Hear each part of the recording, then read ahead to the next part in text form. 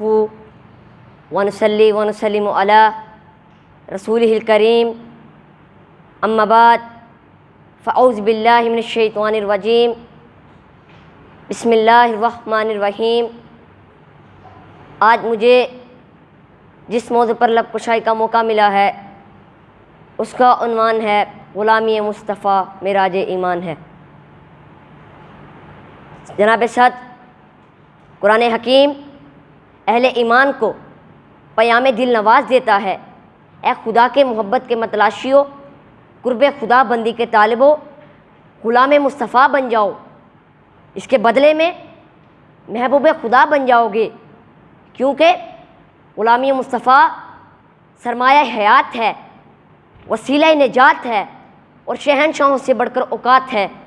شاعر اپنے نبی کے غلاموں کی خراج عقیدت یوں پیش کرتا ہے: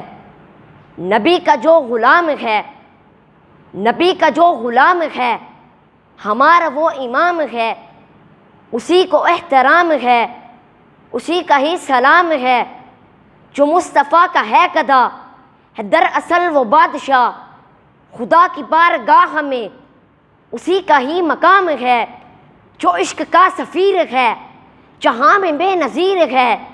جسے ملا حضور سے محبتوں کا جام ہے، وہ فرد خوش نصیب ہے، خدا کے وہ قریب ہے، لبوں پہ جس کے ہر گھڑی درود ہے سلام ہے،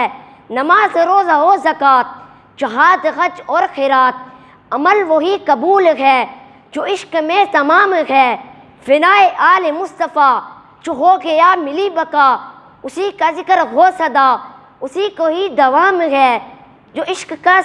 فنائے آل مصطفیٰ جو ہو گیا ملی بقا، اسی کا ذکر ہو صدا، اسی کو ہی دوام ہے، فدائے آل مصطفیٰ، ثنائے آل مصطفیٰ، گدائے آل مصطفیٰ، یہی ہمارا کام ہے۔ جو مصطفیٰ کے یار ہیں انہی پہ ہم نثار ہیں، انہی کی پاک نسبتوں کو ہر گھڑی سلام ہے،